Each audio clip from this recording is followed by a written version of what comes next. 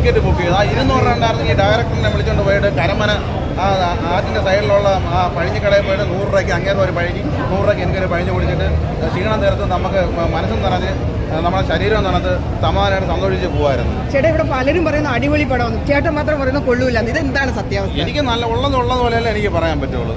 അല്ലാതെ പിന്നെ ചുമ്മാ നമ്മളെ കൊള്ളാന്ന് പറഞ്ഞിട്ട് കാര്യമുണ്ടോ? നമ്മളെ കണ്ടാലല്ലേ പറയുന്നത്. ഒരു കാണാൻ പറഞ്ഞാൽ കൊച്ചു പിള്ളേർക്ക് വേണ്ടി കുറച്ച് പാട്ടുണ്ട്. ഇത് എന്തൊരു ഒരു പടത്തിന് ചുമ്മാ അടി, ചുമ്മാ അടി, 2 ഡയലോഗ് കഴിഞ്ഞിട്ട് വീണ്ടും അടി, അത് കഴിഞ്ഞ് വീണ്ടും പോയിട്ട് വീണ്ടും അടി. എന്തോന്ന് ആദ്യം തുടക്കത്തിലൊക്കെ കൊള്ളായിരുന്നു, പിന്നീട് ആയപ്പോഴത്തേക്ക് ഇതാണ്. സൂര്യണ്ണൻ എങ്ങനെയല്ല വിചാരിച്ചത്? ഞാൻ സൂര്യണ്ണൻ്റെ നല്ലൊരു ആരാധകനാണ്. അയൺ സിനിമ പോലെ ഒരു വൻ പ്രതീക്ഷയോടെ വന്നപ്പോഴത്തേക്ക് എനിക്കൊരു നിരാശയാണ് തന്നത്. ഞാൻ ഉള്ളതല്ല പറയും. തിരിച്ചു വരാം.